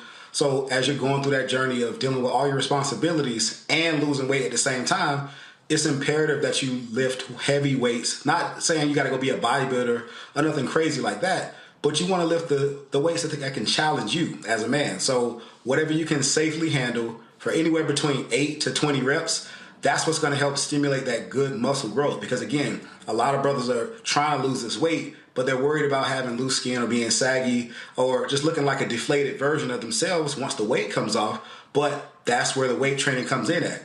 You can do all the cardio you want. Yeah, that's going to bring the number on the scale down. But when it comes to recomposing your body, helping you look totally different, making that amazing transformation, going from wherever you're starting at to where you want to be, that's where the weight training is going to come in at. So we're talking about, okay, when you're talking about weights, okay, first of all, obviously it goes to how much. Also, resistance bands. So let's say somebody doesn't have access to weights. Your thoughts on the use of resistance bands? So when we say weight training, that's just one form of resistance training. It's a lot of forms of resistance training. So you do have weights. You have resistance bands. You have TRX suspension training. You have cables. You have machines. It's a lot of different things. You also have dumbbells and kettlebells, things like that. So all of those things fall under the category of resistance training. Even body weight, air squats, push-ups, body weight dips, body weight lunges, right? All of these things are still stimulating some kind of muscle growth. When you stimulate that muscle growth, that's going to help your body overall, speed up your metabolism, help with insulin sensitivity, right? And also, too, again, going back to what you talked about right off the bat, helping you age gracefully, right? As we get older, the first things we're going to do is lose our ability to stand up or to get ourselves up off the floor, right? But this is where the weight training comes in at, to basically delay that whole process for as long as possible. So, how many days a week? Because that's one of the issues there. And then, is it back to back? Do you spread it out? Is it 2 days on, 1 day off? What do you recommend? Me personally, I'm a big advocate for anywhere between 4 to 6 days a week based on how advanced you are. 4 days is a great place for anybody to start. That's just Monday, Tuesday, taking Wednesday off, Thursday, Friday, taking Saturday and Sunday off. But if you're more advanced, you can do 5 days a week. That's Monday through Friday. Or if you're more advanced, like some of my other guys, because a lot of the career-focused fathers that I work with, these guys have an athletic background, right? These are the guys who went to college, played ball. They didn't go to the NFL or they didn't go to the NBA or MLB, so they went straight to being desk jockeys, right? So these guys have the past experience where they can train 5 to 6 days a week and they can still stay relatively safe. So for anybody that's out there that doesn't have that athletic background, 4 to 5 days, that's the place where I like to keep everybody at. So that way you can, stay safe. You can have that work-life balance and also hit your goals in a timely fashion. All right, so for that person, for that individual who didn't have the athletic background, how do they start? Where do they start? I would recommend starting with machines, starting with cables. That's a more safer option because, again, you don't want to jump straight into the big movements like the dumbbells and barbell squats and deadlifts and stuff like that. Do the machines. They're more safer for beginners, so that way they can learn the technique. Their bodies can develop that resistance to that training. So as you start to, build up the muscle that can handle these intense exercises, then they can get more advanced and do more free weight exercises. But also, too, whether you're a beginner, intermediate, or you're advanced, everybody has to do that cardio. It's no way around the cardio. And again, we talk about cardio. Is it now? I got to ask you this here because I heard you dogging walking, and I say I need him to clarify because and I talked about this here when I was in Jamaica. I couldn't, again, the golf course, don't even get me started how bad the golf course was. So I couldn't play golf like I wanted to every day. It was just awful. And I actually only worked out in their gym one day. But what I did was I literally walked anywhere from 3 to 5 miles every single day.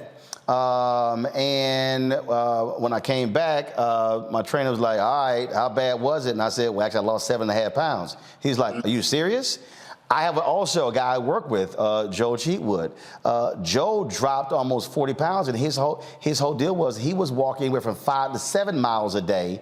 And so talk about that, because I think your video said you said walking is not a workout. So explain that. Okay, so when I say walking is not a workout, right? Walking or non-exercise activity, that's the activity that we do outside of strenuous workouts or strenuous activity, right? So if walking was a workout, right, every trainer in the country would say, hey, listen, you're coming to me at LA Fitness or my private gym for a session. Let's go strap on our shoes and we're going to go for a walk. That's not the case, right? So when I say walking is not a workout, it is a great form of exercise. It's beginner friendly, it's low impact, and it will burn calories. It will help you lose weight.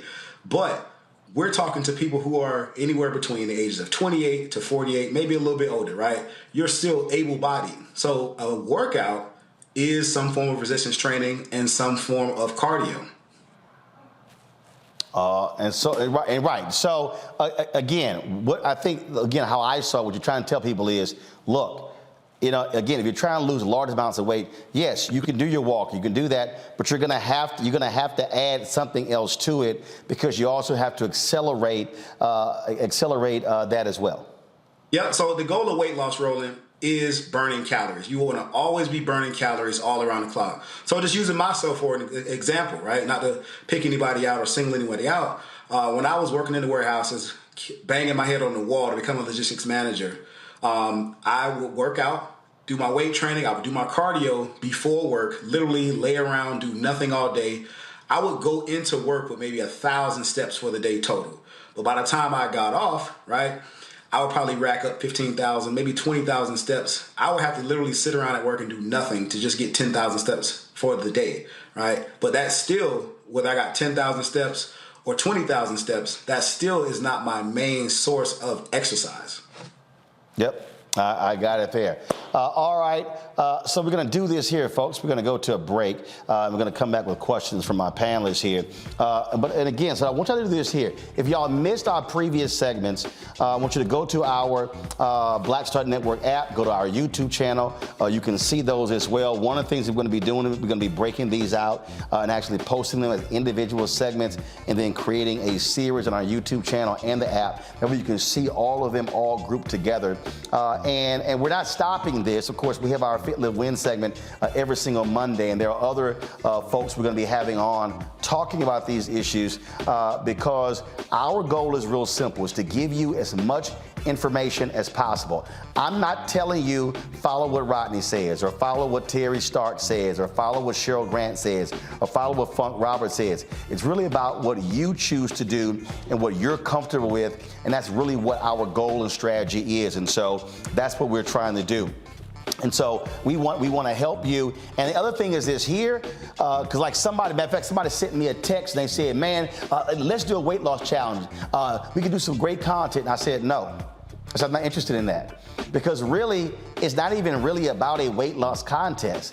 What it really is how are you changing your overall plan? And I actually said this, I did a video on Instagram that when I was in Jamaica, I realized how crazy my life was in 2022 when I looked at how many people had access to me, who was texting me, who was calling me. So guess what? The workout was all thrown off, the eating was thrown off, the sleep was thrown off. And so I had to make these adjustments in those other areas because they all go together. And so again, that's really what this is about, is sort of just getting you to think differently about this and changing your approach. And so if you're sitting here saying, man, look, I'm trying to change my diet. Well, if we can get you to drink more water, that's why we have experts talking about that and the value of that as well. Getting you to cut back. And I think, Rodney, part of the reason also losing the 7.5 pounds in Jamaica, did not do any processed foods for 10 days. That's the piece as well. So no cookies, no chips, anything along those lines. And so we're trying to give you as much information as possible to make you better, to make you healthier, but also just to change how you feel and provide you with more energy. And so that's why we're doing this. All right, folks, YouTube, hit the like button. Facebook, hit the share button. Same thing on the app.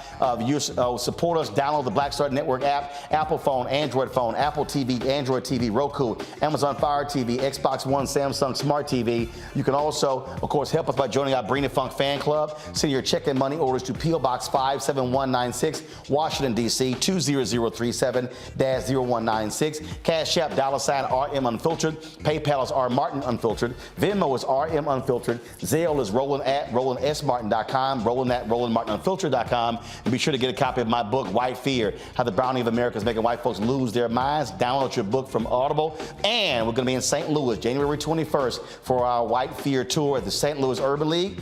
Kick us at 3 p.m. Send us a RSVP, info at RolandSMartin.com. I'll be back.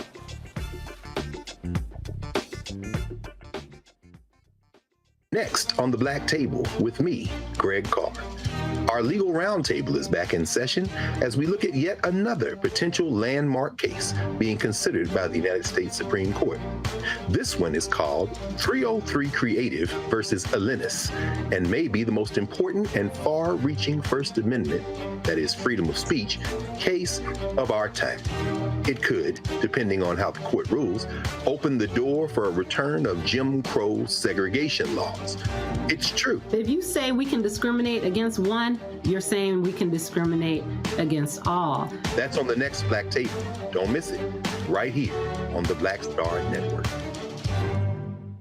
On the next Get Wealthy with me, Deborah Owens, America's Wealth Coach, the number of people working from home has quadrupled to almost 30%. you're going to learn how you can now create your money space. It can impact your mood, your mindset, and your ability to get wealthy. Interior designer Nikki Klug joins us to share exactly what you need to do to create a winning workspace.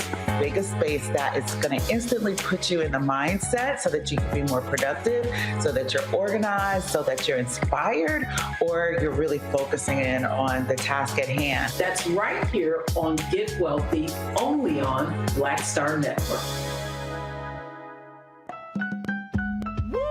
We're all impacted by the culture, whether we know it or not. From politics to music and entertainment, it's a huge part of our lives, and we're going to talk about it every day right here on The Culture with me, Faraji Muhammad, only on the Black Star Network. Hi, I'm Vivian Green. Hey everybody, this is your man Fred Hammond, and you're watching Roland Martin, my man, Unfiltered.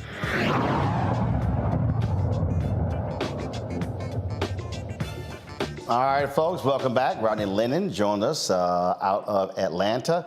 Let's get started with our questions. Matt, you're first. So my question for you, brother, is what is the optimal diet to make sure you build muscle, but also, have the proper nutrients? And as a secondary question, what have you found to be alternatives when you were changing your diet that made changing your diet much easier? Like what things were you eating in particular?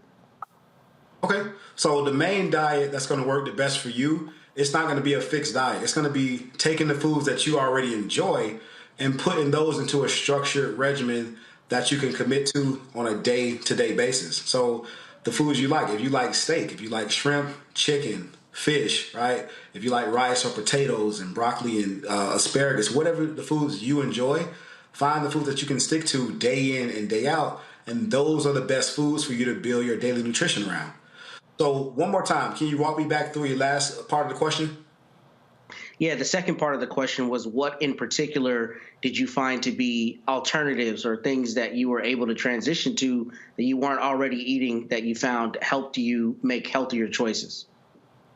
So for me, I really just looked at the foods that I was eating on a daily basis, and I really just doubled down on those. So for example, when I was at my heaviest, 330 pounds, the foods after I pulled all my bank statements and credit card statements, I discovered that it was only 3 main foods I was eating that was getting me overweight. And that was Mexican food, some kind of Jamaican or island Caribbean food, right? Or I was eating a lot of Asian style foods. So I started incorporating those foods that I enjoy already into my daily nutrition. All right, Matt, that's it? Yeah, that's it. Thank you. All right, Kelly. Sure. I was just looking at your Instagram page, and first and foremost, I love how you focus on Black fathers because they are so necessary.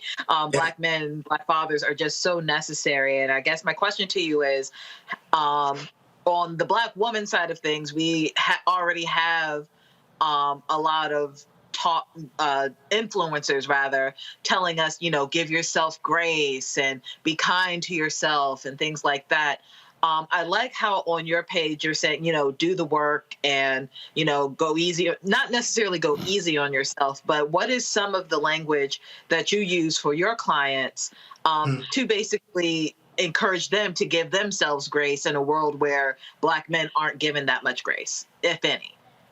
Well, I just tell them to focus on the journey and not the right now. Because a lot of guys, they can get overwhelmed, they get discouraged, they get beat up by life day in and day out. So I just tell my clients to take it one day at a time, one workout at a time, one meal at a time, and just stay consistent with that. Don't focus on what's going to happen tomorrow, next week.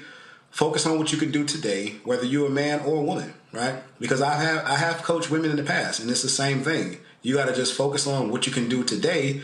If you have any slip-ups, if you have a piece of cake or a cookie or a chip, right? It's not the end of the world. You have to analyze, hey, what happened that made me turn to these foods again, analyze the situation and move on from it. Like keep it pushing and then work to make it the next day without doing those same things. All right, Kelly, that's it? Yes, sir. Michael. Awesome. All right, Rodney, thanks for sharing this valuable information with us. Back in October 2022, I started back working out regularly. So I work out 5 days a week now. I've lost 15 pounds and probably 2 or 3 pant sizes. So I do a mixture of, in addition to cardio, I do a mixture of resistance bands and weights as well. Talk about the advantage of resistance bands when it comes to constant tension on the muscle, as opposed to like free weights, but also how resistance bands are better for your joints as you get older. Well, resistance bands, they do have their place, but they are safer. They're a safer option for guys who are just getting into working out. They don't want to put too much strain on their joints or their ligaments, right? So they can be used both 3 ways, actually. Before the workout, they can be used during the workout to keep constant tension on the muscle, to keep you from pulling anything like that. And also, too, for stretching at the end of a workout, especially when, it's very hard for us as we age to stretch our legs out and stuff like that. They can definitely be very helpful at the end of a workout to help you get a very good stretch and cool down from strenuous exercise. Okay, thank you. And the thing there on the resistance bands is the same thing with the weight machines, Rodney. It's not trying to hurry up and get them done real quick. It's actually doing a lot slower. Yep. Keeping that constant tension on the muscle, right? Feeling the workout, focusing on each body part that you're trying to develop, because that's the overall goal, right? Some guys got certain body parts they want to develop, chest, their arms, their back, or whatever is the body part they want to bring up. But just being consistent with that, focusing on what you're working on, that's going to help you get that overall physique that you're working for. All right, pull this information up if folks actually want to reach Rodney, folks. This is how you can do so. His Instagram and Twitter is RLENFIT. Website is RodneyLennonFitness.com. Of course, email is there as well. I'm actually this real quick. I saw this story in the Wall Street Journal where they were suggesting that kids who are obese should be put on drugs. Something tells me you would disagree with that. You say kids that are obese, Roland? Yeah. No, kids that are obese, man. This is why I coach fathers, right? Yes, I have coached ladies in the past, right? But again, I start with the head of the household. Because once we change our habits as men in the household, I hope you're in your household. If you have kids, you need to be in your household, right? But again, by us changing our habits, it's a trickle effect. We don't have to force anything on our children. We just got to set the example for our kids. Like my boy, he eats I'm sorry, I don't want to curse on here, but my son almost eats everything I eat, right? And again, our children look to us. We are their first example in life, period. So if you your habits, your kids will be greatly affected by the decisions you make. All right. Rodney Lennon, I appreciate it, man. Thanks a lot. Awesome, Roland. Have a good night. All right, thanks a lot. Mac, Kelly, Michael, we surely appreciate y'all being on the show as well. Thanks a bunch. Folks, I will be in Wichita, Kansas on Monday, speaking of their MLK event, so looking forward to that. I hope you guys have a great weekend. Congratulations to the Deltas for their anniversary. The AK's anniversary is, I think, Sunday or something like that? Deltas today, AK's on Sunday. Don't forget the Sigmas. Yeah, but that passed, so we already talked about that. You late. January 9th. No, you late. See, all y'all could be in January, but there's only one that's in December. All right, folks, we'll see y'all Monday right here, Roland Martin Unfiltered on the Black Star Network. Of course, we always end Fridays showing all the people who are on our Bring the Funk fan club. And so it's a lot of names. It takes a while. Here we go. See y'all next week. Ho!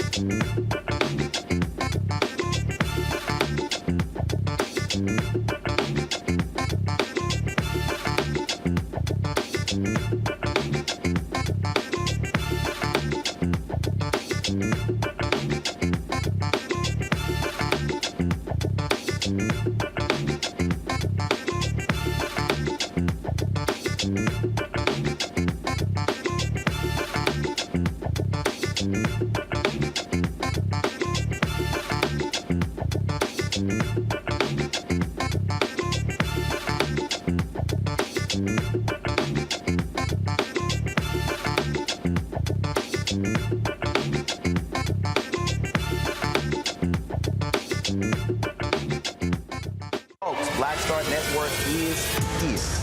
Hold no punches. I'm real revolutionary right now. Support this man, Black Media. He makes sure that our stories are told. Thank you for being the voice of Black America, Roland. Stay black. I love y'all. All momentum we have now, we have to keep this going. The video looks phenomenal. See, this difference between Black Star Network and Black-owned media and something like CNN. You can't be Black-owned media and be scared. It's time to be smart. Bring your eyeballs home. You dig? Pull up a chair. Take your seat at the Black Table with me, Dr. Greg Carr, here on the Black Star Network. Every week, we'll take a deeper dive into the world we're living in. Join the conversation only on the Black Star Network. Hi, Hi, I'm Dr. Jackie Hood Martin, and I have a question for you. Ever feel as if your life is teetering and the weight and pressure of the world is consistently on your shoulders? Well, let me tell you, living a balanced life isn't easy. Join me each Tuesday on Black Star Network for A Balanced Life with Dr. Jackie. We're all impacted by the culture, whether we know it or not. From politics to music and entertainment, it's a huge part of our lives, and we're going to talk about it every day right here on The Culture with me, Faraji Muhammad, only on the Black Star Network. I'm Deborah Owens, America's Wealth Coach, and my new show, Get Wealthy, focuses on the things that your financial advisor and bank isn't telling you, but you absolutely need to know. So watch Get Wealthy on the Black Star Network.